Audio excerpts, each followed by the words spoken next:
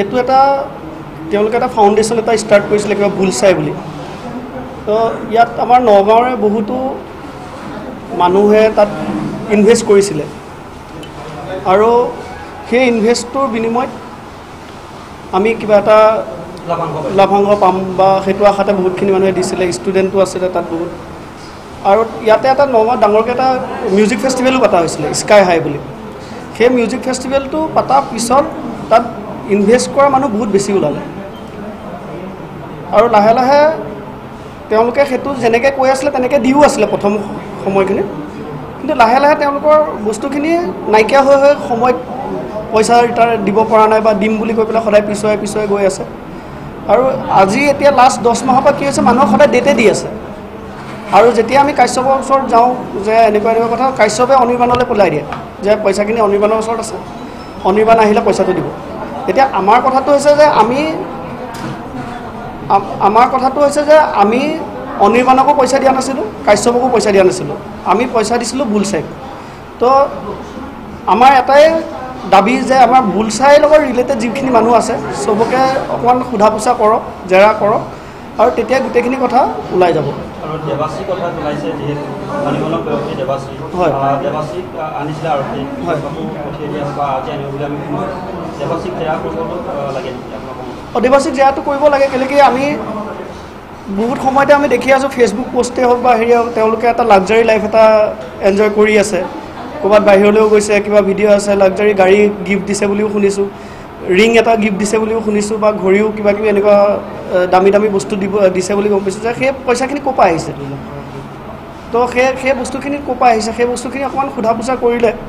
আৰু আজি ধৰক 2 মাহৰ পৰা অনিৰ্বাণ নাই, তো আমি ভাবোঁ যে দেৱাশ্ৰীক সোধা পোছা কৰিলে অনিৰ্বাণৰ সূত্ৰ ওলাব। গোটেই মাক দেউতাক, আৰু মাকৰ নাম মুনু দেৱী নেকি ন, আৰু দেউতাকৰ নাম বুবুল দেউৰী। তেখেতো গোটেই ঘৰৰ ফেমিলি গোটেইখিনি নাইকিয়া হৈ আছে। থাকিব লাগে নিশ্চয়, একেলগে গোটেইখিনি নাইকিয়া হৈছে যেতিয়া, তো তেওঁলোকো জড়িত হৈ আছে বুলি আমি ভাবোঁ। আমি তেনেকৈ লিগেল একো যোৱা নাই, কাৰণটো এইটো হৈছে যে আমাক সদায় ডেট দি আছে যে এইকেইদিনতে আমাৰ CBI কেছ এটা চলি আছে, CBI কেছটো চেছ হোৱাৰ লগে লগে আমাক পইচা দিব। সেই বস্তুটো ৰিপিটেডলি সেইটো কৈ আছে, আৰু সেইটোৰ এটা লিমিট থাকে। চব মানুহে আজি ইমান দিনে ধৈৰ্য ধৰি পেলাই ৰখি আছিলে, কিন্তু আজি লাষ্ট এনেকুৱা এটা হ'ল যে আমাৰ গোটেইখিনি মানুহ গোট খাই পেলাই 200-300 মানুহ গোট খাই পেলাই আজি কাশ্যপৰ ঘৰলৈ যোৱা হৈছিলে। আৰু সেইখন সময়তে কেনেকৈ নাজানো পুলিচে খবৰ পাই পেলাই তেওঁক উঠাই লৈ আহিলে। আছিল তেখেতৰ ঘৰত আমি দেখিছিলোঁ, তেওঁৰ একেখন চোতালে 2টা আছাম টাইপৰ ঘৰ আমি দেখা পাইছিলোঁ, আৰু 2টা আছাম টাইপৰ ঘৰ পিছফালৰ পৰা জইন হৈ আছিলে। এটা আছাম টাইপৰ ঘৰত আমি বাৰাণ্ডাত দেখিছিলোঁ মানুহে আপোনাৰ বহি কৰি বিচনী লৈ পেলাই বিচনী লৈ এনেকৈ কথা চথা পাতি মাইকী মানুহ আৰু মতা মানুহ বহা আমি দেখা পাই আছিলোঁ। তো আমি যেতিয়া গেটখন খুলি পেলাই তাত সোমাব লৈছিলোঁ, সোমাব লোৱাৰ লগত সেই মানুহখিনি তাৰ পৰা নাইকিয়া হৈ গ'ল, মানে লাইট অফ কৰি পেলাই ভিতৰলৈ গুচি গ'ল।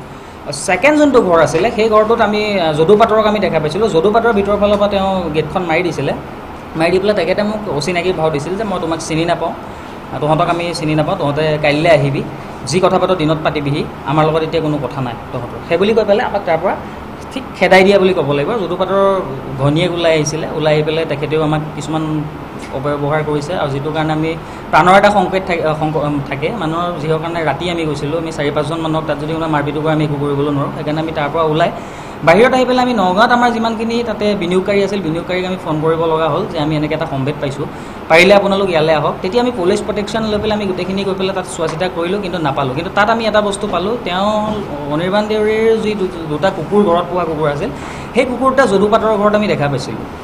চ' আমি সেইটো এটা সন্দেহ কৰিছিলোঁ তেওঁলোক তাতে থাকিব পাৰে বুলি পেলাই। লাষ্ট অনিৰ্বাণ দেউৰী 18 এপ্ৰিল ৰাতি প্ৰায় 12-12:30 বাজিত মোৰ লগত কথা হৈছিলে, আৰু এখন তৰ্কাতৰ্কিৰ কাৰণে মোৰ লগত কথা হৈছিলে। কিহৰ কাৰণে মোক তেওঁলোকে এটা মিছা বদনাম দিছিল মোৰ গাত জাপি, আৰু সেইটো কাৰণে মই তেওঁলোকক কিছুমান বদনামটো কোনোবাই ওলাইছিল যে তেওঁৰ গাৰ্লফ্ৰেণ্ডক এটা কিবা গুচি বেগ 4 লাখ টকাৰ কিবা গিফ্ট দিছিলে, সেই কথাটো মই উলিয়াইছোঁ বুলি পেলাই তেওঁৰ গাৰ্লফ্ৰেণ্ডে মানে অনিৰ্বাণ দেউৰীৰ প্ৰেয়সীয়ে সেই বস্তুটো মোৰ ওপৰত এটা মিছা বদনাম জাপি দিছিল। জাপি দিয়াৰ ফলত মই তেওঁলোকৰ লগত অলপ তৰ্কাতৰ্কিত লিপ্ত হৈছিলোঁ। তৰ্কাতৰ্কিত লিপ্ত হোৱাৰ কাৰণে অনিৰ্বাণ দেউৰীয়ে মোক নিজে পাৰ্চনেলি তেওঁৰ প্ৰেয়সীৰ নাম্বাৰৰ পৰা ফোন কৰি পেলাই মোক অলপ গালি গালাজ